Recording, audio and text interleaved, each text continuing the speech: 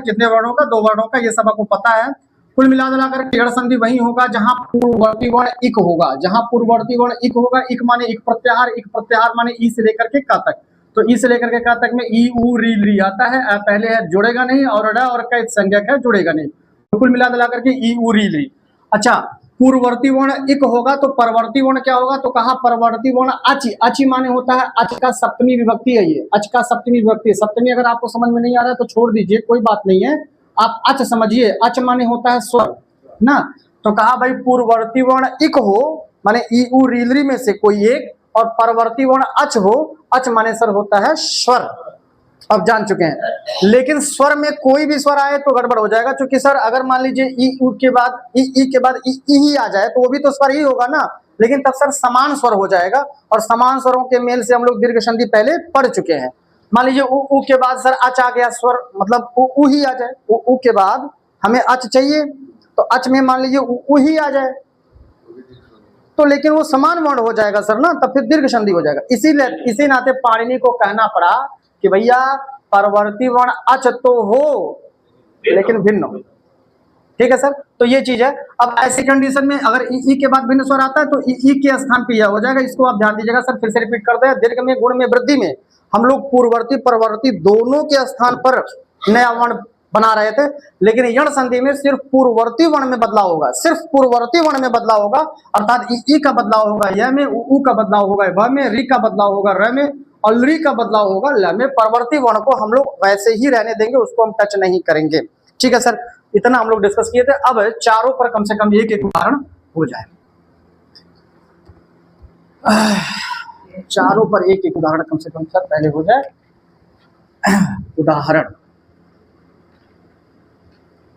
उदाहरण में पहला जो इंपॉर्टेंट उदाहरण है सर, सुधी धन उपास्य।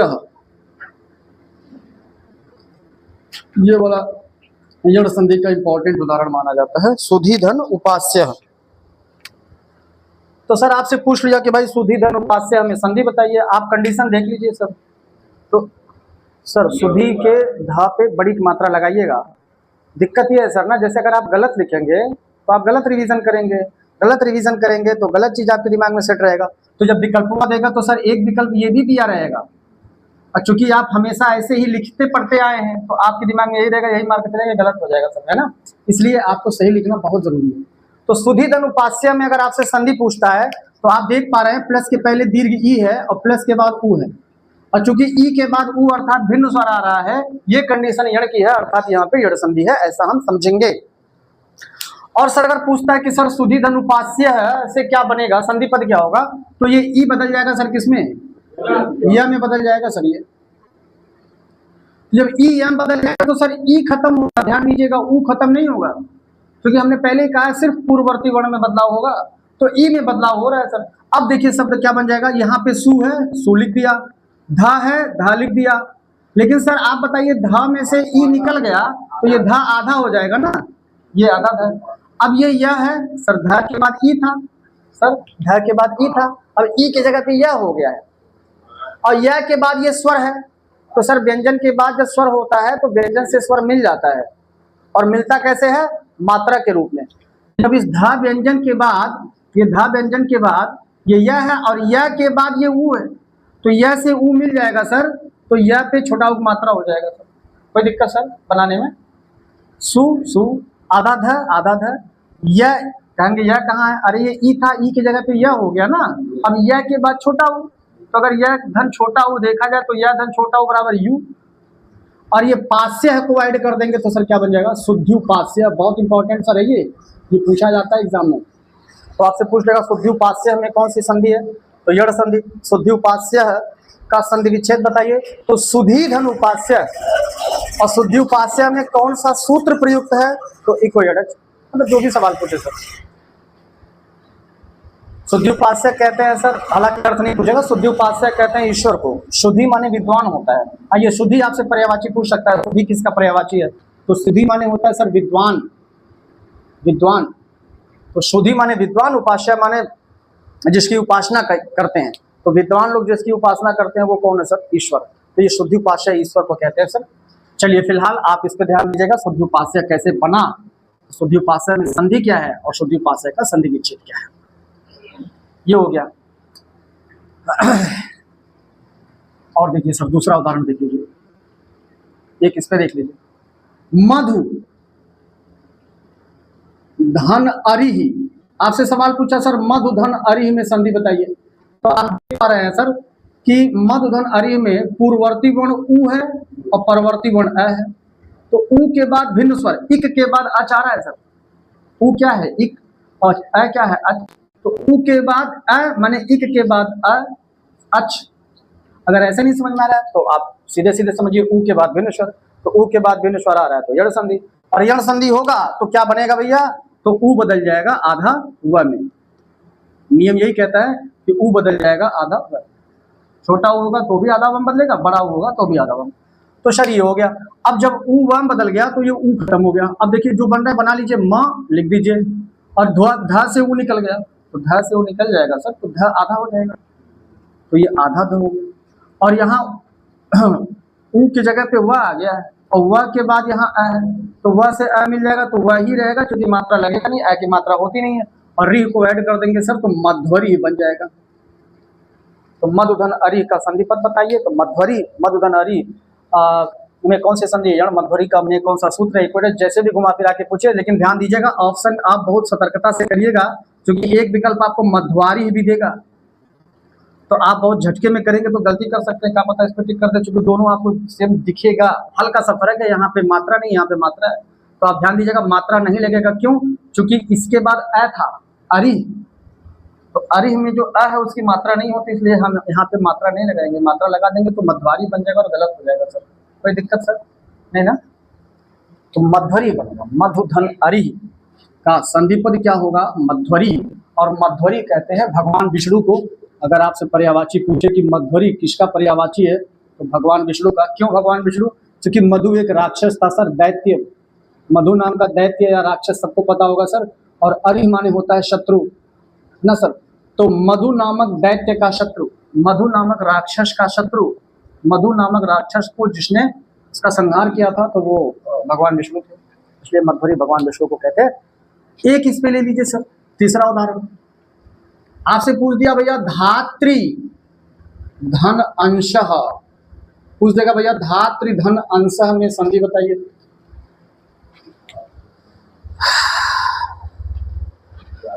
हाँ सर देखिए यहाँ पे री के बाद क्या दिख रहा है, अंग, तो री के बाद आपका यहाँ पे अंग दिख रहा है, तो अंग में अ पहले है और ये अनुस्वार बाद में होता है ना सर, तो री के बाद फाइनली आपको अ अर्थात भिन्न स्वर दिख रहा है, तो हमने कहा री के बाद भिन्न स्वर दिखे तो भी जड़ संधि, ई के बाद भिन्न स्वर जड़ संधि, उ के बाद भिन्न स्वर जड़ संधि, और री के बाद भिन्न स्वर तो भी जड़ संधि, तो जड़ संधि आप उत्तर कर लीजिएगा। अच्छा धातृधन अंश से क्या बनेगा, तो ये री को बदल दीजिएगा र में, आधा र में, तो ये कैंसिल हो जाएगा।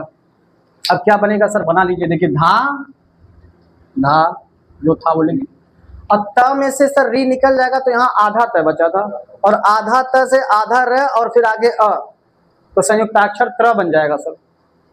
त्र आप वर्णमाला में बना चुके हैं ना, जैसे त्र कैसे बनता है, तो आधा त धन र, इसी को हम ऐसे भी तो लिख सकते हैं ना, आधा त धन आधा र धन अ, कोई दिक्कत सर, ये तो आप पढ़ चुके हैं। तो यही फाइनली हमने, चूंकि हमारे पास आधा त आधा र और अ था तो मिला करके हमने त्र कर दिया, ये देखिए आधा त आधा र और अ मिलकर के हमने कर दिया सर त्र। अब चूंकि ये अ के ऊपर बिंदी था तो हमारा त्र के ऊपर बिंदी हो जाएगा, चूंकि ये अ किस में आ गया है, त्र में, तो अ की बिंदी किस पे जाएगी सर, त्र पे, तो धात्रन, और यहाँ पे शह ऐड कर देंगे तो क्या बन जाएगा सर, धात्रंशः। यही सवाल पूछा था कि धातृधन अंश का संधि पद बताइए, तो हो जाएगा धात्रंशः, या धात्रंशः में सूत्र कौन सा प्रयुक्त है सर, कोई चीज संधि विच्छेद बताइए, धातृधन अंश कुछ भी पूछे इस तरीके से। और धात्री कहते हैं भगवान ब्रह्मा को, धात्री माने धाता है ना सर, धात्री किसका पर्यायवाची है, ब्रह्मा जी का, और अंश माने हम जानते हैं, तो धात्रंशः माने ब्रह्मा के अंश, हम सभी क्या है सर, ब्रह्मा के अंश, धात्रंशः हो जाएगा सर ना। चलिए एक इस पे देख लीजिए सर,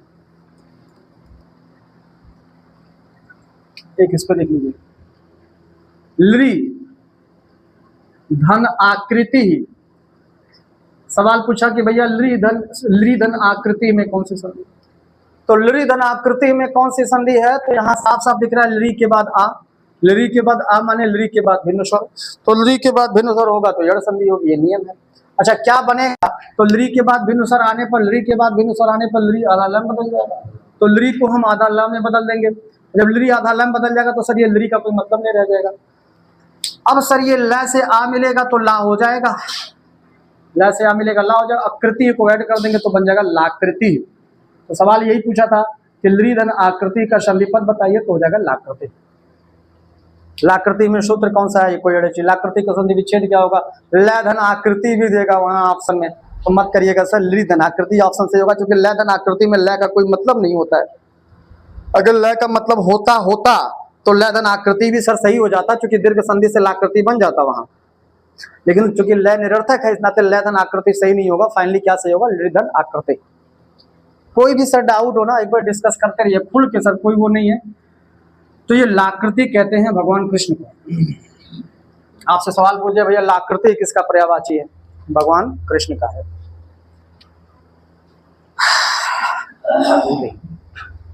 तो सर 4 कंडीशन थे, चारों पर एक एक उदाहरण हो गया, तो ये तो रहने दें। तो एक और इम्पोर्टेंट उदाहरण है, उसको भी लिख लीजिए।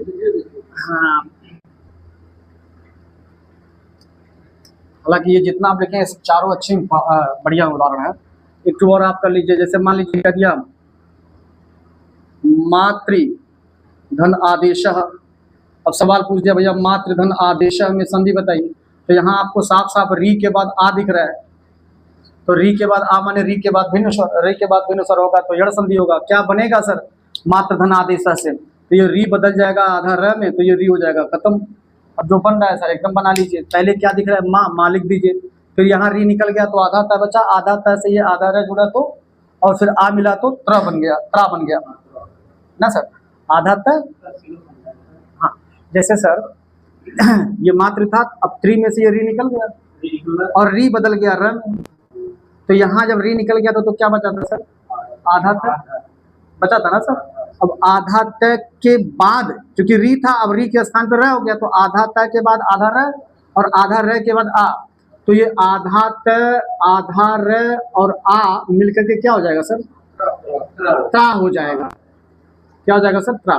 जैसे इसके पहले हम लोग आधा त आधा र और आ मिलकर त्र बनाए थे, तो वहां जब आ हो जाएगा तो यहाँ आ की मात्रा लग जाएगा, तो ये हो जाएगा त्रा मात्रा, और देश को ऐड कर देंगे तो बन जाएगा सर मात्रा देश। तो मिला के भी रहेगा तो त्रा बनने की संभावना 90%। हाँ त्रा, अगर बड़ा आगे मात्रा हो तो त्रा से आगे मात्रा। हाँ ठीक है सर ना, मात्रा देश, पितृ अनुमति ऐसे बन जाएगा। गुरुवादेश, जैसे मान लीजिए क्यों कह दिया गुरु धनादेश, ऐसे पूछ दिया गुरु धनादेश में संधि बताइए। बहुत सारे उदाहरण पे कभी आप फोकस मत कीजिए, फोकस सिर्फ नियम पे कीजिए। उदाहरण तो आप चुटकी में कर ले जाएंगे, कोई भी सवाल पूछेगा बशर्ते नियम और सिस्टम पता हो। अब कह दिया गुरु धन आदेश में कौन सी संधि है सर, तो यहाँ देखिए प्लस के पहले रू का ऊ है और प्लस के बाद ये आदेश का आ है, तो गुरु धन आदेश में ऊ के बाद आ माने भिन्न स्वर है, तो ऊ के बाद भिन्न स्वर आने पर यण संधि हो जाता है, इस नाते उत्तर हो जाएगा। और अगर पूछता है गुरु धन आदेश से क्या बनेगा सर ना, तो ये ऊ के बाद भिन्न स्वर आने पर ऊ वम बदल जाता है, तो ये ऊ खत्म हो जाएगा सर। अब कैसे बन रहा है सर, देख लीजिए शब्द कैसे बन रहा है, ये गु था गु लिख दिया ना सर, अब ये रू में से ऊ निकल गया तो यहाँ क्या बचा सर, आधा र। और हमने आपको कल ही बताया था कि आधा र हमेशा बाद वाले के ऊपर रेफ हो जाता है, तो आधा र के बाद यहाँ पे आ है और आ के पहले वह है, तो ये मिलकर के वाह हो जाएगा और इसी वाह के ऊपर रेफ हो जाएगा गुरुवा, और देश को ऐड कर देंगे तो हो जाएगा गुरुवादेश। आपसे सवाल पूछ लिया भाई गुरु धनादेश का संधि पद क्या होगा, गुरुवादेश है। गुरुवादेश का संधि विच्छेद क्या होगा, गुरु धनादेश है। गुरुवादेश में सूत्र क्या, कुछ भी सर पूछे। मैं बार बार आपसे एक ही निवेदन करूंगा सर, जितना आप मेहनत उदाहरण को रटने पे करेंगे उसका कम मेहनत अगर आप नियम पे कर देंगे तो वैसे हजारों उदाहरण आपके कब्जे में हो जाएंगे। हाँ बस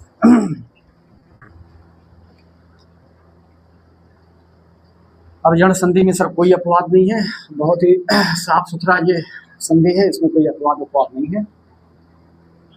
गुरुवादेश अगली संधि पंचमी, हाँ 5वीं संधि है सर अयादेश। अयाद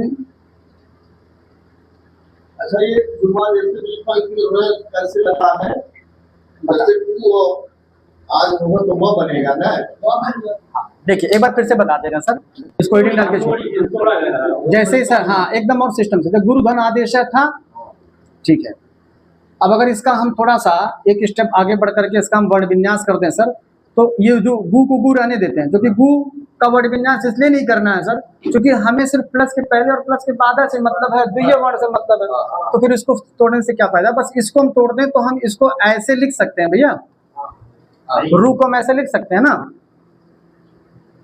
और इधर है आदेश, ठीक है। अब यहाँ पे जब यण संधि का नियम लगा तो ये ऊ बदल गया भैया आधा वन, जब ऊ आधा वन बदल गया तो फिर ऊ का कोई मतलब रह गया नहीं रह गया ना सर। अब देखिए गु आधा र और ऊ था तो ऊ की जगह पे आधा व हो गया है, ठीक, और आदेश यहाँ पे है, ठीक, यहाँ तक कोई दिक्कत नहीं। और एक चीज हमने हमेशा आपसे कहा है, जहन में रखिएगा कि अगर किसी व्यंजन अर्थात हलंत के बाद स्वर है तो वो दोनों क्या हो जाएंगे सर, मिल जाएंगे। क्या हो जाएंगे सर, मिल जाएंगे। और मिलेंगे कैसे, हलंत हटेगा और स्वर की मात्रा लगेगी, यही मिलने का नियम है। किसी भी हलंत, जैसे मान लीजिए का हलंत के बाद आ है तो ये दोनों मिल जाएगा, और मिलेगा तो क्या होगा, हलंत हटेगा मात्रा जुड़ेगा। जैसे मान लीजिए का के बाद री है, हलंत के बाद स्वर है ना, हमने कहा अगर हलंत वर्ण के बाद स्वर है तो दोनों आपस में मिलेंगे, और मिलेंगे कैसे, तो का हलंत हटेगा मात्रा लगेगा। भाई स्वर होगा तो स्वर की कोई मात्रा होगी ना, आ को छोड़ करके, आ है तो नहीं मात्रा लगेगा। तो जब का के बाद री हलंत के बाद स्वर है तो दोनों मिल जाएंगे, और मिलेंगे कैसे, तो कहा हलंत हटाइए और उस स्वर की मात्रा लगाइए। ये सब ठीक है सर ना। तो यहाँ पे देखिए हलंत के बाद स्वर है, जब हलंत के बाद स्वर है तो ये दोनों मिल जाएगा सर। तो जब मिलेगा तो हलंत हटेगा और मात्रा लगेगा। और ये देशय था तो देशय हमने ऐड कर दिया। इसके पहले क्या बचा था सर, गु आधा र, यहाँ तक ठीक है सर ना। और हमने कहा था कि अगर आधा र किसी शब्द में दिखता है तो उसे बाद वाले अक्षर के ऊपर रेफ कर दिया। हालांकि अगर आप ऐसे भी गुरुवादेशा लिखते हैं तो दिक्कत नहीं है, लेकिन ये परंपरा में नहीं है। आधा र को आधा र स्वतंत्र रूप में लिखना ये हमारी परंपरा में नहीं है, ये हमारे सिस्टम में नहीं है। तो फिर क्या परंपरा है, उसको बाद वाले अक्षर के ऊपर रेफ करने की परंपरा है। तो इसके बाद वाला अक्षर वाह है तो वाह के ऊपर हम इसी को चढ़ा देंगे। इसके पहले गु था, गु लिख देंगे, और देश इधर था, देश ऐड कर देंगे, तो एक गुरुवादेश बना। ठीक है ना। आधा र, हालांकि इन दोनों में कोई फर्क नहीं है, ये भी गुरुवादेश है, ये भी गुरुवादेश है सर, ये भी गुरुवादेश है, ये भी गुरुवादेश है, दोनों गुरुवादेश में कोई फर्क नहीं है। बस फर्क इतना है कि ये हमारे सिस्टम में है, ये हमारी परंपरा में है, ये हमारी परंपरा में। आधा र को आधा र के रूप में लिखना ये हमारी परंपरा में नहीं है। आधा र को आधा र के रूप में नहीं लिखा जाता, उसे हमेशा बाद वाले अक्षर के ऊपर रेफ कर दिया जाता है। जैसे मान लीजिए अगर हम कहीं अर्जुन ऐसे लिख देते हैं तो गलत है क्या, ये अर्जुन गलत है क्या, एकदम गलत नहीं है सर, लेकिन ऐसे लिखा नहीं जाता है ना। आधा र को आधा र के रूप में लिखा नहीं जाता, हमेशा बाद वाले के ऊपर रेफ कर दिया जाता है, इस नाते अर्जुन ऐसे लिखा जाता है। मैं फिर कह रहा हूं दोनों अर्जुन ही हैं, दोनों शब्द में कोई फर्क नहीं है, 100% दोनों सेम है। बस आधा र को रेफ के रूप में लिखने का नियम है, इस नाते दूसरा वाला जो लिखावट अर्जुन का है ये ज्यादा सही माना जाता है। ठीक है सर। अब जैसे यद्यपि है तो यद्यपि ये भी है सर, और यद्यपि ये भी है, कोई दिक्कत है क्या सर, दोनों एक ही है। बस यहाँ पे दोनों पृथक है द और य, और यहाँ पे आपने द और य को संयुक्ताक्षर जय कर दिया है। यहाँ पर आपका र और जय पृथक है, लेकिन यहाँ पर जय आपने संयुक्ताक्षर कर दिया है, दोनों एक ही है। लिख दीजिए, ऐसे कोई गलत नहीं काटेगा, लेकिन ऐसे आपको विकल्प में दिखेगा नहीं, विकल्प में आपको ऐसे दिखेगा, क्योंकि आधा र को रेफ के रूप में लिखने का नियम ज्यादा सही माना जाता है। बाकी है दोनों सही है, एकदम दोनों सही, हमारे चलन में नहीं है। हाँ ये चलन में वो नहीं है, हाँ, लेकिन सही वो 100% इसमें कोई फर्क नहीं है सर, कोई फर्क नहीं, 1% का फर्क नहीं है। आप ऐसे अर्जुन लिखिए, कोई नहीं आपसे कहेगा कि गलत है, लेकिन फिर आप इकलौते शायद होंगे जो अर्जुन ऐसे लिखेंगे। अगर 10 लोगों को अर्जुन लिखने के लिए दे दिया जाए तो 9 लोग ऐसे ही लिखेंगे, है ना सर। तो बाकी आपका भी वही सही है, आपका भी सही है, आपका भी उतना ही सही है, आप लिखिए अर्जुन, कोई गलत नहीं कर सकता आपको। भाई क्या फर्क है, यहाँ र ज पृथक है और यहाँ र ज संयुक्त है, बस इतना अंतर है। जैसे यद्यपि का विद्या, देखिए विद्या ऐसे लिखा जाता है, ज्यादातर लोग ऐसी विद्या लिखते हैं, लेकिन कुछ लोग विद्या ऐसे भी लिखते हैं, तो कोई गलत कर देगा क्या इसको? कोई गलत नहीं कर सकता सर, दोनों सेम है। हाँ, अब ये वाला चल रहा है, अब ये वाला चल रहा है, यद्यपि आपका अब ये वाला चल रहा है, यानी कि पृथक पृथक रूप में अगर लिखा जाए, संयुक्ताक्षर के रूप में ना लिख करके पृथक पृथक के रूप में लिखना, ये अब ज्यादा सही माना जाता है। लेकिन ये जो रेफ वाला है सिस्टम, इसमें अभी बदलाव नहीं आया है, हो सकता है आने वाले दिनों में इसमें भी बदलाव हो जाए कि भैया जो आधा जो रेफ होता है उसको भी पृथक रूप में आधा र के रूप में, ठीक है सर ना? हाँ, ये सब जानते हैं सर, क्यों इसको अब सही मानने लगा, क्योंकि जैसे जानते हैं सर, किताब उताब की जब छपाई होती है तो जो टंकड़ वाले होते हैं, जो टाइप करने वाले होते हैं, जो किताब की छपाई, हाँ सर, इसलिए क्योंकि इसको लिखना आसान होता है ना। अब मान लीजिए छापना है, छपाई करना है, तो वो क्या करेगा, यह लिख देगा कीबोर्ड में, द होगा यह होगा। अब मान लीजिए उसको यद्यपि ऐसे लिखना है, जो किताब छाप रहा है, तो उसको दिया ढूंढने में दिक्कत होगा, दिया मिलबे नहीं करेगा। तो ये वाला और हमेशा सरलता ही गुणवत्तापूर्ण माना जाता है, जिसमें आप सहज हैं वही आपके लिए गुणवत्तापूर्ण है। तो आने वाले दिन में वो रेफ भी हट जाएगा, हमको लगता है वो आधा र के रूप में लिखना शुरू हो जाएगा, लेकिन अभी फिलहाल ऐसा नहीं है, तो आप ऐसा नहीं लिखिए। हाँ, विकल्प में अगर ऐसा गुरुवादेशा दे देता है तो 100% मारिए, लेकिन आप ये मत कहिएगा सर कि अगर दोनों दे दो तब क्या करें, दोनों देगा ही नहीं, क्यों? क्योंकि दोनों एक ही है, तो क्यों देगा वो? अगर दोनों दे देगा तो बिना कुछ क्या देना, एकदम पा जाएंगे सर, एकदम पा जाएंगे सर, क्योंकि फिर वो आयोग की गलती मानी जाएगी। हुए हैं और दो विकल्प दिए हैं और फिर बाद में बोर्ड के माध्यम से उन्होंने दोनों पे दिया है, ये तिरका लगा देते हैं ना। अरे कितना हो गया अयाद ईश्वर संधि, तो भैया अयाद ईश्वर संधि का भी पहले आप सूत्र, एचो यवा यावह, एचो यवा यावह, भैया ये ड नहीं है, ये अवग्रह चिन्ह है, ध्यान से इसको बनाइएगा, ये अवग्रह चिन्ह है, ये ड नहीं। हाँ, एचो यवा यावह, देखिए ड हम बता चुके हैं, ड में पहले ऐसे खड़ी पाई होती है, फिर वो मुड़ता है, ये ड से डमरू है, लेकिन अवग्रह में ये खड़ी पाई नहीं, ऊपर से ही मुड़ा रहता है, यस आकार का, ठीक है सर। तो ये अवग्रह है सर, इसको ध्यान दीजिएगा। कोई पूछे क्या है सर, या आपकी अंतरात्मा आपसे पूछे क्या है, तो आप अपनी अंतरात्मा को ये बताइएगा, ये अवग्रह है। और अवग्रह का क्या सिस्टम है सर, थोड़ा सा बता देते हैं। अवग्रह जो होता है, अगर कहीं पे है, किसी शब्द में है, तो अवग्रह सर जो है वो उच्चारण के तौर पर, उच्चारण में क्या होता है सर, साइलेंट होता है। उच्चारण में क्या होता है सर, साइलेंट। मतलब फिर से सुन लीजिए, अगर किसी शब्द में अवग्रह है तो उस शब्द का उच्चारण करते समय अवग्रह को हम कुछ नहीं बोलेंगे, साइलेंट कर देंगे।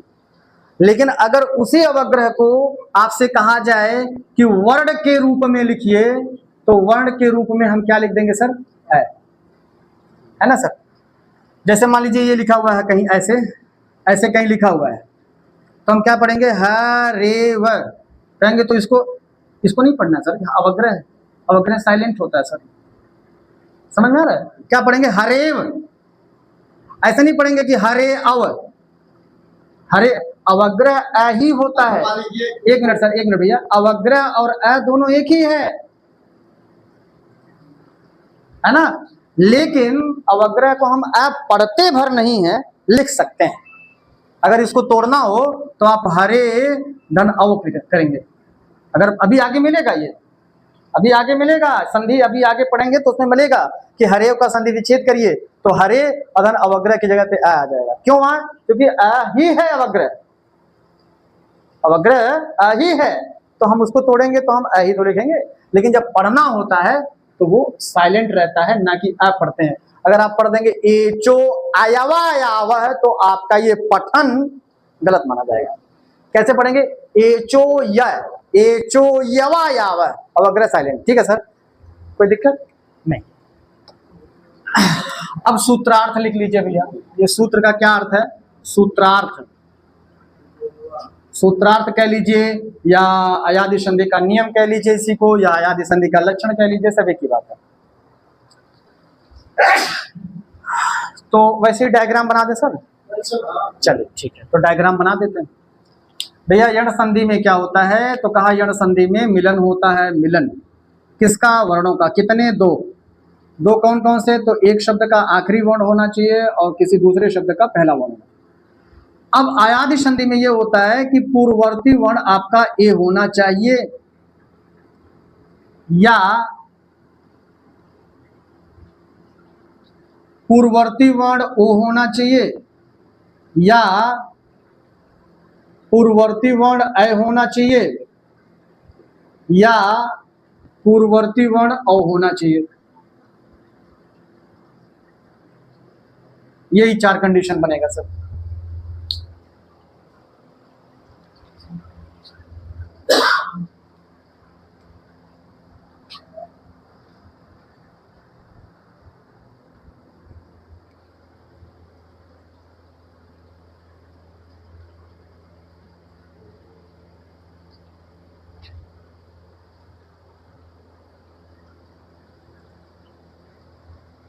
ठीक है भैया ना।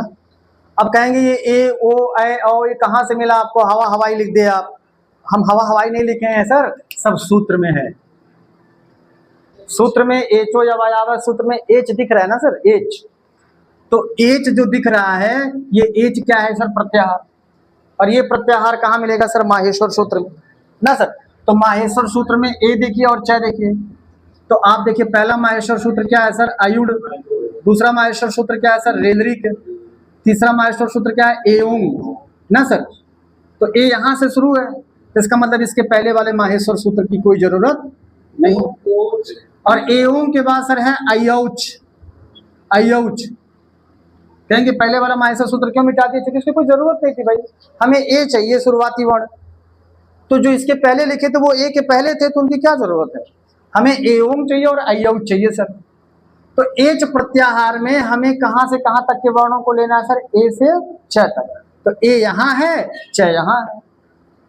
ठीक, तो यहां से यहां जोड़ लीजिए, गिन लीजिए, लेकिन जितने संज्ञक पड़े छोड़ दीजिए। तो संज्ञक बने सर लास्ट वाला, तो लास्ट वाला न है, लास्ट वाला च है। तो फाइनली एच में क्या क्या मिला? ए ओ आई ओ, ए ओ आई ओ, वही हमने लिखा है ना सर। कोई भी चीज सर मतलब हवा हवाई नहीं, सब सूत्र में रहता है। अच्छा यहां तक ठीक है। तो कहा भैया एचो यवा यावह अर्थात अयादिस्वर संधि वही होगा जहां पूर्ववर्ती वर्ण एच होगा। अर्थात ए ओ ए औ में से कोई, अगर ए ओ ए औ में से कोई नहीं है तो वहां अयादि संधि नहीं होगा, फिर कोई और संधि। तो कहा ठीक है पूर्ववर्ती तो समझ में आया, परवर्ती क्या होना चाहिए? तो कुछ लिखा है सर वहां? नहीं लिखा है। तो नहीं लिखा है तो आप स्वर मान लीजिए, क्योंकि स्वर संधि पढ़ रहे हैं ना सर। ये अयादि किसका है? भेद है स्वर का। तो परवर्ती वर्ण स्वर हो गया, स्वर।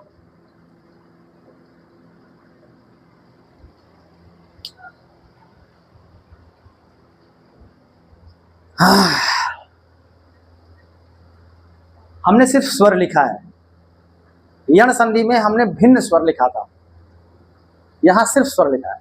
अब YouTube पे कुछ विद्वान लोग हैं झोला छाप, जो यहां भी भिन्न स्वर लिखाते हैं। हमने देखा है, हमने देखा है, पढ़ा है, हमने देखा है। वो कहते हैं कि भैया ए ओ ए औ के बाद भिन्न स्वर। हालांकि संस्कृत की बात नहीं कर रहे, हिंदी में जो पढ़ाते हैं कुछ वो लोग ऐसे लिखवाते हैं कि ए ओ ए औ के बाद भिन्न स्वर आए। समझ रहे हैं सर? तो इसको आप ध्यान दीजिएगा, कहीं अगर आपके सामने वो वीडियो पड़ गया तो आप कंफ्यूज मत होइएगा कि यहाँ पे तो भिन्न नहीं लिखा है, यहाँ तो भिन्न बता रहा है। भिन्न नहीं होगा, यहाँ भिन्न नहीं होगा, यहाँ भिन्न नहीं होगा। भिन्न सिर्फ और सिर्फ यण में होगा, यहाँ नहीं। कहता है कि ए ओ ए औ के बाद स्वर आए, चाहे जैसा स्वर आए, समान आए चाहे असमान आए। अब आप कहेंगे लेकिन समान आए तो दीर्घ हो जाएगा। अरे दीर्घ कैसे होगा? दीर्घ के लिए पूर्ववर्ती वर्ण अ ई उ री में से ही कोई होना चाहिए। ये भी तो देखिए, यहाँ पूर्ववर्ती वर्ण न अ है, न ई है, न उ है, न री है। तो फिर समान हो जाने से कैसे दीर्घ हो जाएगा? फाइनली कुल मिला जुला करके एक लाइन में सर इतना ध्यान दीजिएगा कि अगर पूर्ववर्ती वर्ण एच है और परवर्ती वर्ण कोई भी स्वर है, समान या असमान, तो वहां अयादि संधि ही होगा। ठीक है भैया, ए के बाद ए आ जाए तो भी अयादि संधि है। चलिए पहला उदाहरण हम उसी का ले लेते हैं, यहां तक ठीक है ना सर। अब ऐसी स्थिति में आपको करना क्या है, अगर ए के बाद स्वर आता है तो ए को बदल दीजिएगा आय में, ओ के बाद स्वर आता है तो ओ को बदल दीजिएगा अव में,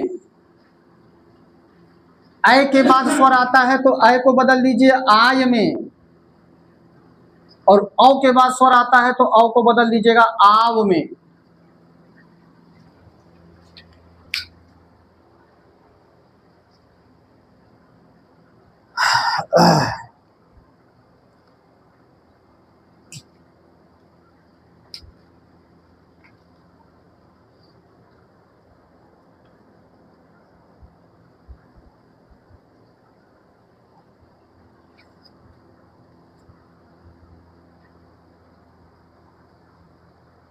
हो गया सर, तो इसको जरा ध्यान दीजिएगा, फिर से सुन लीजिए। अयादि संधि कहाँ होगा, जहां पूर्ववर्ती वर्ण एच होगा, अर्थात ए ओ ऐ औ में से कोई एक होगा। परवर्ती वर्ण आपको देखने की जरूरत ही नहीं है, क्योंकि स्वर चाहिए समान असमान कुछ भी हो। तो सर हम चारों पर पहले एक एक उदाहरण देते हैं। देखिए, अब जो लोग ये बताते हैं कि भैया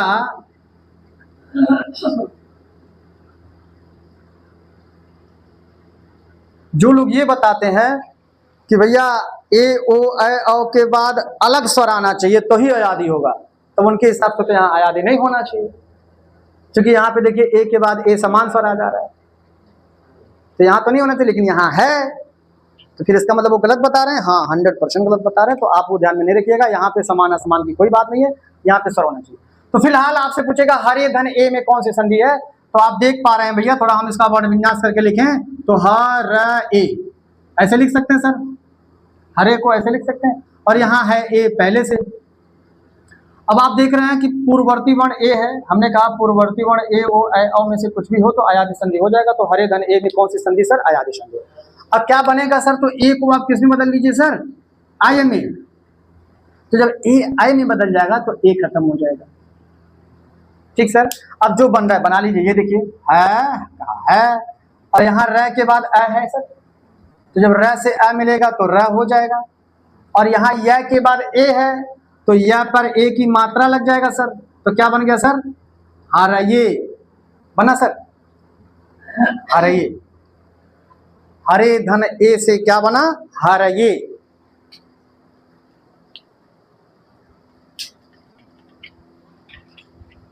पूरा मतलब उपाय किया पे आज बात हरये।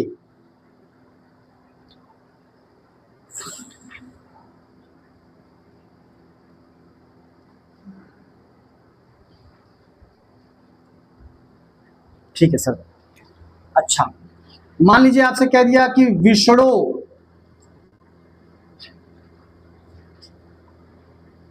धन ए,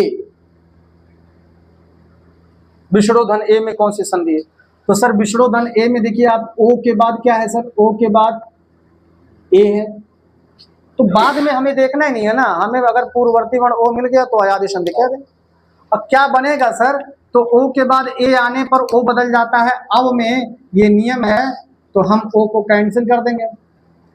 अब इसके पहले सर देखिए यहाँ पे वी आधा स और आधा ड़ था, और यहाँ ए,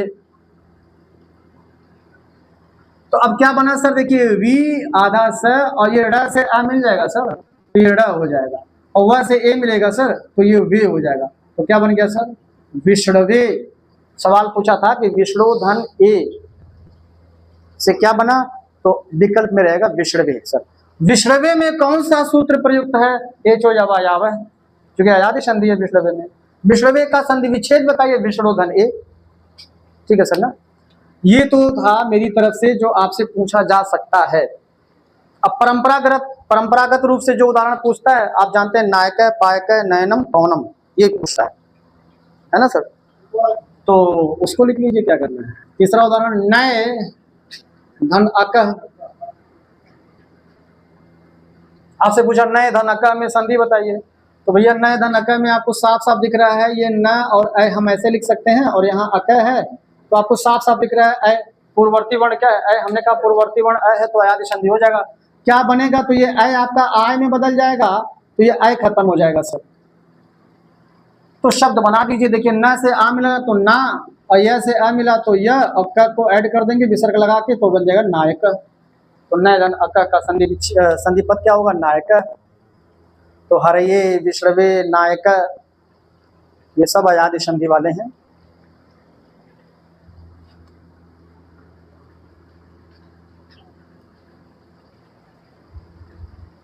ठीक कर लेंगे सर ना। ऐसे ही मान लीजिए आपसे पूछ दिया, कर लेंगे तो अब तो हो जाएगा। जैसे मान लीजिए पूछ दिया पौधन अक या पौधन, चलिए अक ही कर लीजिए। तो आप यहाँ पे देख पा रहे हैं पौ को हम ऐसे लिख सकते हैं, और यहाँ अक है तो सर औ पूर्ववर्ती वर्ण, पूर्ववर्ती वर्ण औ हो तो अयादि संधि। ये नियम, बस नियम, बार बार हम सर कह रहे हैं जितना हो सके नियम। उदाहरण पे बिल्कुल मत ध्यान दीजिए, सिर्फ नियम। नियम रहेगा तो आप हर उदाहरण पे आप कब्जा कर लेंगे। तो ये औ बदल गया आओ में, तो जब औ आओ में बदल गया सर तो ये औ खत्म हो गया। अब जो सम बन रहा है बना लीजिए। यहाँ प के बाद आ तो हो गया पा, यहाँ व के बाद अ तो हो गया व, कह को ऐड कर देंगे बन गया पावक है, पवित्र करने वाला। पावक माने पवित्र करने वाला, और पवित्र करने वाला कौन है सर? अग्नि। तो पावक किसका पर्यायवाची है? अग्नि का। गायिका में भी होगा, गायिका भी हो जाएगा, और गायिका तो गाय धन इका हो जाएगा वहां भाई। गायिका, ये देखिए देखिए गायिका है सर ना, गायिका। तो गायिका में आप देख पा रहे हैं ये छोटी ई और ये का, तो इसका मतलब इधर क्या होगा? इका। जैसे गायक था तो गायिका में ये बाद में क्या दिख रहा है आपको? अक। देखिए अक दिख रहा है ना, तो ये गय धन अका होगा, और गायिका में यहाँ इका दिख रहा है, तो इसके पहले ये गाय बचा तो ये हो जाएगा गय, तो गय धन इका गायिका। गायिका करवा दे उसको भी सर। क्या रुकिए, अगर करना है बहुत उदाहरण बन जाएगा सर।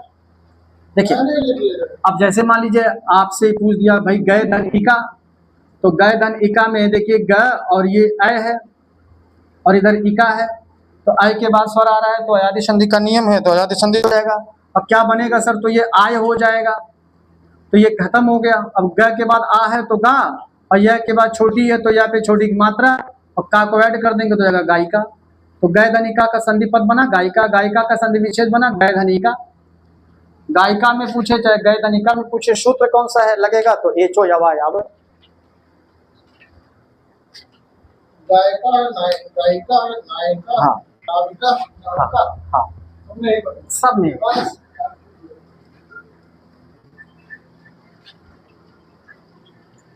कर लेंगे ऐसे सर। भाव का बन जाएगा है ना। देखिए भाव धन उक, आपसे पूछा भैया भाव धन उक में संधि बताइए, हाँ भैया, तो भाव धन उक को आप देखें तो भा औ ऐसे भी लिख सकते हैं, और इधर उक है तो आप देख पा रहे हैं औ के बाद स्वर है, तो औ के बाद स्वर होगा तो सर अयादि संधि। अब क्या बनेगा? तो ये औ बदल जाएगा आओ में, तो औ में बदल जाएगा तो औ खत्म हो गया सर।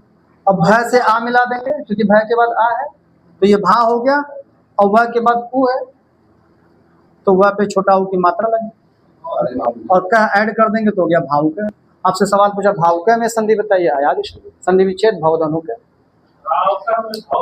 धाव हो जाएगा। बिल्कुल सर, है ना। धाव धन अक, तो ये आपका इसी नियम से बनाएंगे, इसी सिस्टम से, तो आपका धावक बन जाएगा, है ना सर। अगर धाव धन इका कर देंगे तो क्या बन जाएगा सर? तो धाविका बन जाएगा, धाविका बन जाएगा। उसी सिस्टम से बनाएंगे सब बन जाएगा। बहुत तेज तो नहीं ना हो रहा है सर, एकदम एकदम अपने हिसाब से पढ़िएगा सर, कोई वो नहीं है, बस समझ में आना चाहिए। फास्ट है तो स्लो कर लीजिए, लेकिन नियम समझ में और सब बातें समझ में आए सर। संस्कृत में उठाए नहीं पढ़ते, संस्कृत बहुत वर्णमाला को छोड़ के पूरा, हाँ दूर दूर तक पूरा। नहीं नहीं बस हम खत्म हो जाए, हम भी चाह रहे हैं जल्दी से खत्म होइए। हम भी चाह रहे हैं समास आपको पढ़ाए, वाच्य पढ़ाए, वाच्य हमसे पढ़िएगा। देखिए वाच्य का कोई सवाल गलत नहीं होगा आपसे, यहाँ तक बंदूक बहुत क्लियर है, बस आप व्यंजन ढंग से बना दीजिए। आज व्यंजन तो फिर जला है, फुल मिला है। हो गया सर ना? अच्छा एक भी जो चलो जो हमारे 250 में आए और 100 में लाए क्या क्या है सर? अरे मतलब और तो भले रिश्तेदार हो पूरे आए नहीं आधा पाड़े माता जी मेरे माने जी आधा पाड़े तो हो गए यही लाते तुम बात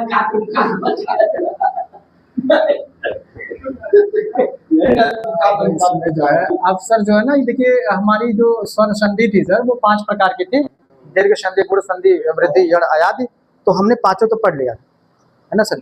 पांचों का सूत्र आपके जमान पे हो जाए सर, एक बार रिपीट कर दें। आकाश संधि दीर्घ है, आद गुण है, वृद्धि रेची, इको यड़ची और एचो यवायाद है।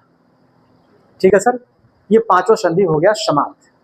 अब व्यंजन संधि होना चाहिए शुरू, लेकिन व्यंजन संधि से पहले 2 संधि और संस्कृत में पढ़ना होता है ना सर। वो हिंदी में नहीं पढ़ना होता है जो अभी पढ़ाने जा रहे हैं, संस्कृत में इसलिए पढ़ना होता है सर क्योंकि संस्कृत में इन दोनों से भी प्रश्न आते हैं। नाम है पूर्व रूप संधि और पर रूप संधि। ठीक है सर, तो इन दोनों से सवाल पूछा जाता है संस्कृत में, हिंदी में नहीं आता है। तो अगला आप हेडिंग डालिएगा पूर्व रूप संधि। संस्कृत क्वेश्चन पेपर में पूर्व रूप से भी सवाल पूछा जाता है सर।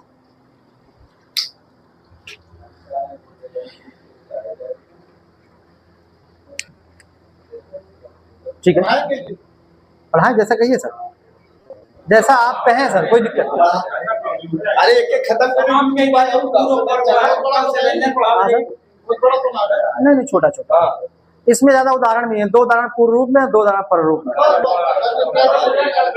हाँ कल में करना।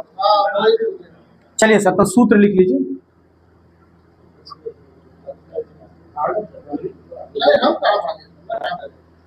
सूत्र लिखिएगा सर, एंगः पदांतादति।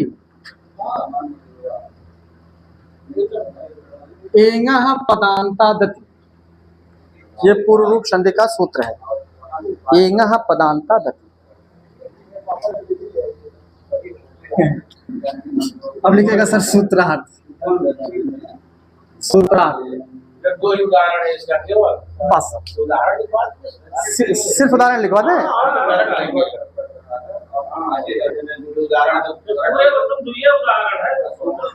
हाँ मजबूत नहीं सर, सूत्र पूछ सकता है। हमने कहा संस्कृत में सूत्र को सर, हाँ सूत्रार्थ आप छोड़ सकते हैं, कोई दिक्कत नहीं है। तो उदाहरण सीधे कर दें। हाँ लिख लीजिए, एक ही लाइन लगेगा। पढ़ते समय छोड़ दीजिएगा, क्या करना है। दरअसल ये देखिए, एंगः पदांतादति में ये है, देखिए एक बार नाम से देख लीजिए। पूर्व रूप संधि मतलब जहां प्लस के पहले और प्लस के बाद वर्णों के मिलन से पूर्व वर्ण ही रह जाए, समझ रहे हैं सर ना, वही पूर्व रूप संधि है। ठीक, अब हाँ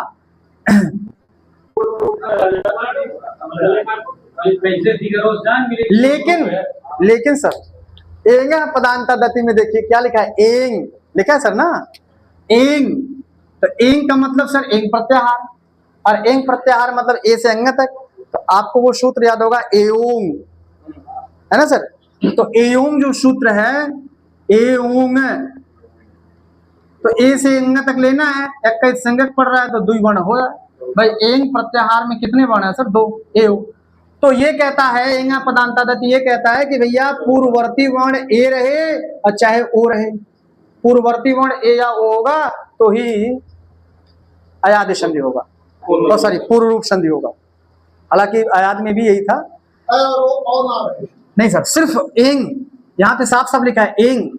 एंग का मतलब सिर्फ ए ओ में से कोई एक। और परवर्ती वर्ण सर कह रहा अत, ये देखिए अति लिखा है भैया, द में आ है तो आ और ती को ऐड करेंगे तो क्या बन जाएगा, अति। अति माने अत और अत माने अ, फाइनली। तो फाइनली अगर कहा जाए तो अति माने अ। हालांकि ये विभक्ति में है तो आपको विभक्ति रूप से अभी मतलब नहीं है, फालतू में कंफ्यूज होंगे, इसलिए मैंने शॉर्ट में बता दिया कि अति का मतलब ऐ समझिए। ठीक है, तो यहाँ पे परवर्ती वर्ण क्या होना चाहिए सर? अ। ये है एंग पदांतर गति का आशय या पूर्व रूप संधि का कंडीशन।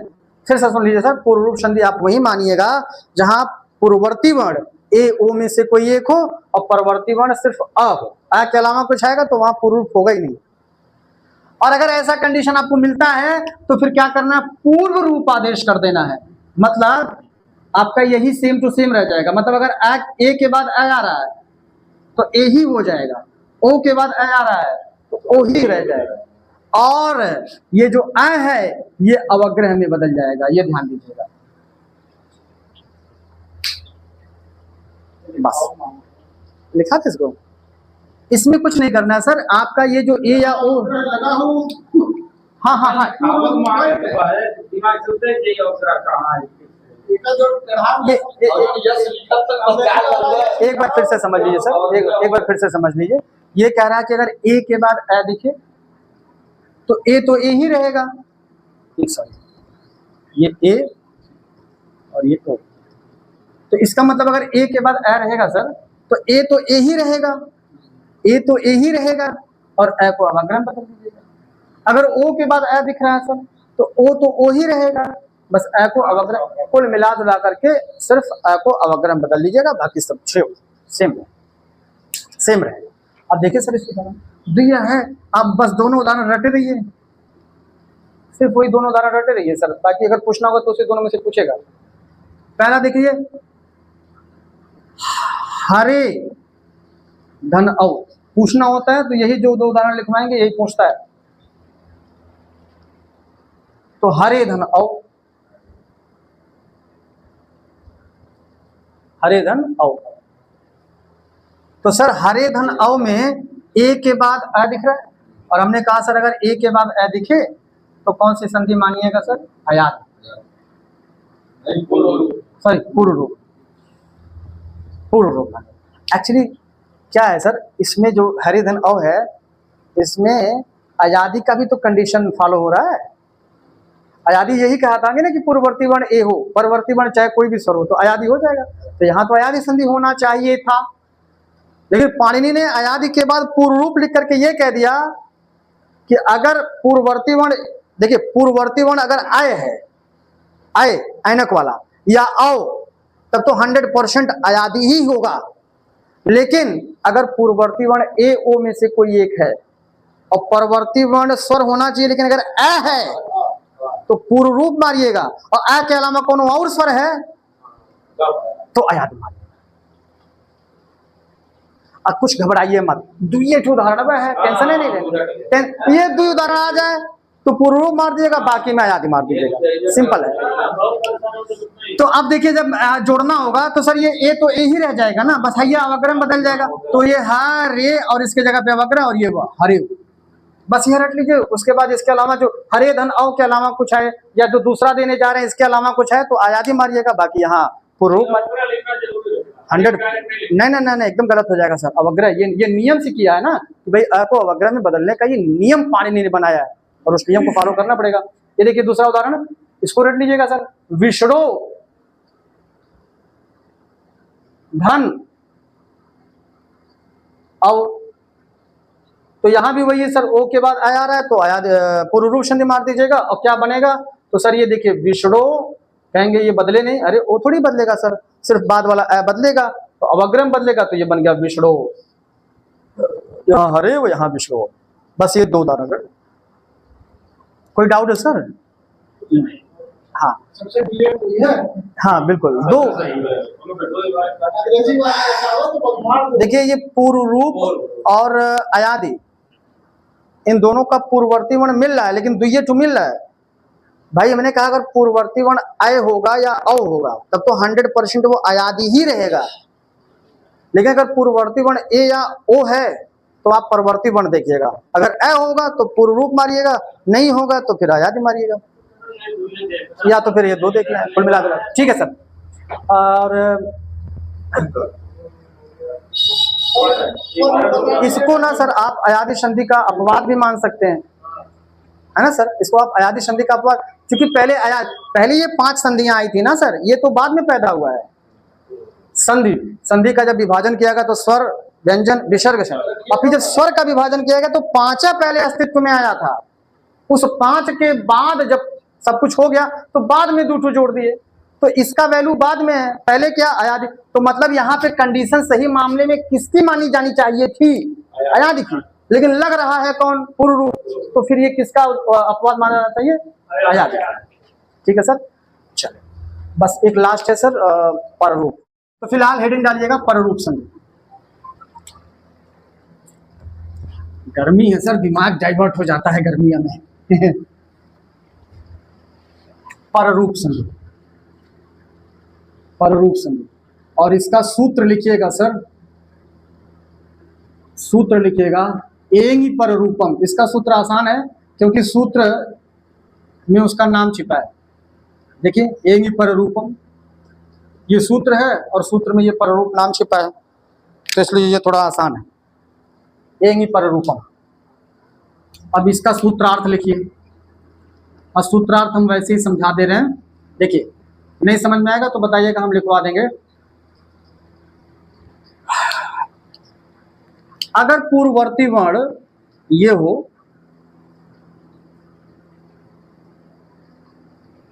उपसर्ग, और ये अ, और परवर्ती वर्ण ए या ओ, कितना बनाइए, देखिए समझ में आ रहा है, और एकदम आ जाएगा सर, बिल्कुल एकदम। देखिए डायग्राम से भाषा लिखने से आप बचते हैं और क्लियरिटी भी ज्यादा आती है। बाद में समझ में हाँ, बाद में समझ में यही आता है आपको। भाषा तो जाल है सर, उसमें आप फंस जाते हैं, उलझ जाते हैं, इसमें आप नहीं उलझेंगे।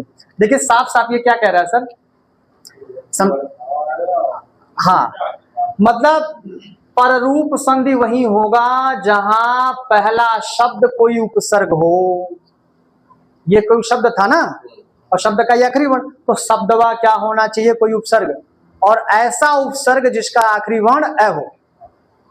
जैसे सर उपसर्ग तो परा भी है, लेकिन परा पे नियम लगेगा ये नहीं। सर फिर से सुनिए, परा भी उपसर्ग है ना सर, उत भी उपसर्ग है, सु भी उपसर्ग है, ये सब तो उपसर्ग हैं। लेकिन क्या इन सब उपसर्गों पर ये वाला नियम लगेगा? नहीं, क्योंकि हमें वही उपसर्ग चाहिए जिसका आखिरी वर्ण अ हो। जैसे हम कहें प्र उपसर्ग है और इसका आखिरी वर्ण अ है, तो इस पर यह नियम लग जाएगा। ठीक है सर, फिर से सुनिए, पररूप संधि होने के लिए पूर्ववर्ती शब्द उपसर्ग होना चाहिए और आखिरी वर्ण अ होना चाहिए, और परवर्ती वर्ण एंगी, एंगी माने एंग, एंग का सप्तमी विभक्ति है, और एंग माने वही ए ओ, तो वही हमने लिखा है। ठीक है भाई, तो आपका अगर ये कंडीशन दिखता है तो आप वहां पे कौन सी संधि कह दीजिएगा सर? पररूप संधि। और अगर पररूप संधि होगा तो जाहिर सी बात है उसमें रिजल्ट क्या मिलेगा? पररूप। भाई पररूप संधि का मतलब जो होगा वो जो संधि माने परिवर्तन, शुरू में हमने क्या बताया था? संधि माने परिवर्तन। कैसा परिवर्तन? वर्णों में परिवर्तन। किन वर्णों में परिवर्तन? पूर्ववर्ती और परवर्ती के। तो कह रहा है कि पूर्ववर्ती और परवर्ती वर्णों के मिलन पर यदि परवर्ती वर्ण ही हो तो वही पररूप संधि है। इसका मतलब अगर ये और ये मिलेगा तो फाइनली यही हो जाएगा, यानी कि अगर ऐसे ए मिलेगा तो ए ही रहेगा, और ऐसे ओ मिलेगा तो ओ ही रहेगा, यही है पररूप।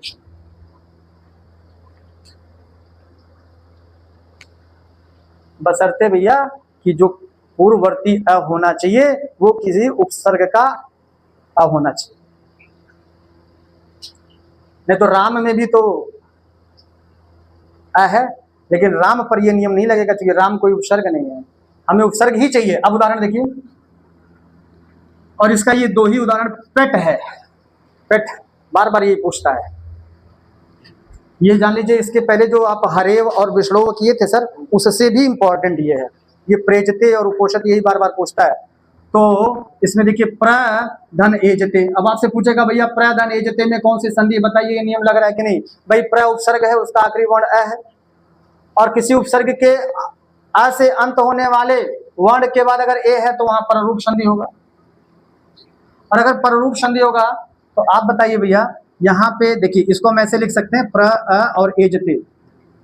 तो जब ये दोनों मिलेगा, अच्छा ये इसमें ऐड हो जाएगा सर ना, इसको ऐड कर लीजिएगा। प्र ये अ धन ए बराबर ये अ और ये अ धन ओ बराबर ओ, अ धन ए बराबर ए और अ धन ओ बराबर ओ।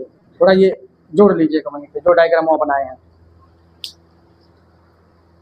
हाँ बस बस बस सर, ठीक है ना। यानी कि अ और ए दोनों मिलकर के वही ए ही रहेगा बाद वाला, और अ और ओ मिलकर के वो बाद वाला वही रहेगा। तो यहाँ अ और ए मिलकर के क्या हो जाएगा सर, ए।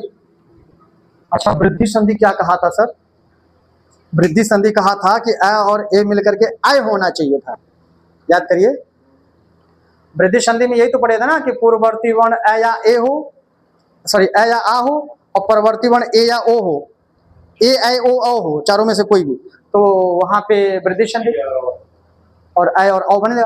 तो यहाँ पे वृद्धि संधि का भी तो कंडीशन दिख रहा है, तो आप वृद्धि संधि भी तो मान सकते थे, लेकिन नहीं मानेंगे क्यों, क्योंकि ये उपसर्ग का आकार है, मतलब उपसर्ग के ऐसे अंत होने वाला कंडीशन है। फिर से एक बार, अगर पूर्ववर्ती वर्ण किसी उपसर्ग का अ हो तो वहां पे आंख मूंद करके आप पररूप संधि मारिएगा, भले उसमें वृद्धि का कंडीशन फुलफिल हो रहा है, उस मतलब, ठीक है सर। तो ये ए हो जाएगा। अब ये ए, अच्छा ये ए जब निकल गया था तो यहाँ हलंत लग चुका था ना सर, तो अब ये इससे ये मिल जाएगा तो क्या हो जाएगा सर, प्रे, कोई दिक्कत। और ये जते को ऐड कर देंगे तो क्या हो जाएगा, प्रे जते, कोई दिक्कत तो बताइएगा सर। भाई प्र को हमने इस तरीके से तोड़ के लिख दिया, और जब किसी भी अक्षर में से आप स्वर निकाल देते हैं तो उस अक्षर पर हलंत लग जाता है, तो ये हो गया। और ए जते जैसे था, अब हमने कहा ये और ये मिलकर के ये हो जाएगा, तो ये दोनों की वैल्यू खत्म हो गई। अब इसके बाद ये है, हमने कहा किसी हलंत के बाद अगर स्वर है तो दोनों मिल जाते हैं, और मिलते कैसे हैं, हलंत हटेगा और मात्रा लगेगा, और फिर जते को ऐड कर देंगे तो प्रेजते बन जाएगा। तो प्रेजते में संधि पूछे पररूप, प्रेजते का संधि विच्छेद पूछे प्रधन ए जते, प्रेजते में सूत्र पूछे तो एंगे पररूपम। कोई और डाउट हो तो सर बताइएगा एकदम।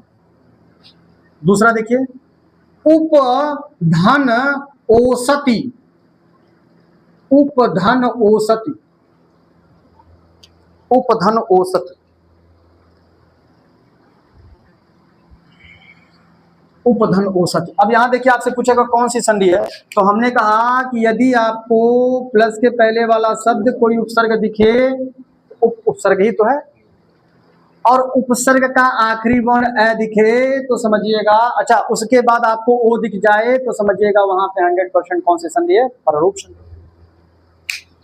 और अगर पररूप संधि है तो पूर्ववर्ती और परवर्ती मिलकर के परवर्ती ही रहेगा, पूर्ववर्ती और परवर्ती मिलकर के परवर्ती ही रहेगा सर, पूर्ववर्ती वर्ण और परवर्ती वर्ण मिल करके परवर्ती वर्ण ही रहेगा, ये नियम है। तो यहाँ पे क्या बचा था सर, उ आधा प, और यहाँ क्या बचा था, सती, ठीक। अब ये दोनों तो खत्म हो गया, अब उ और प के बाद ओ है तो पो हो जाएगा, और ये सती को ऐड कर देंगे तो बन गया सर उपोषति। सवाल यही पूछता है कि उपोषति में संधि बताइए, तो पररूप संधि, संधि विच्छेद बताइए, तो उपधन औषधि। कोई और सर इसमें डाउट हो तो बताइए। तो पूर्व रूप और पर रूप को लेकर के बहुत स्ट्रेस मत लीजिएगा कि यार दो संधि और बढ़ गया है, तो कोई स्ट्रेस नहीं, क्योंकि दो ये उदाहरण उसमें रटना है, दो ये उदाहरण इसमें रटना है। वहां हरे धन औ, विष्णु धन औ, और यहाँ प्रधन ये जते और उपधन औषधि, ठीक है सर ना। तो अब रहने देते हैं सर, क्या करना है। बहुत बहुत धन्यवाद सर।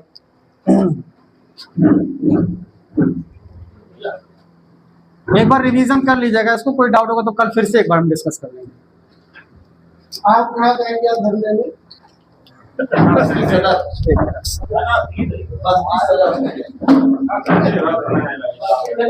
ड्यूटी लगवा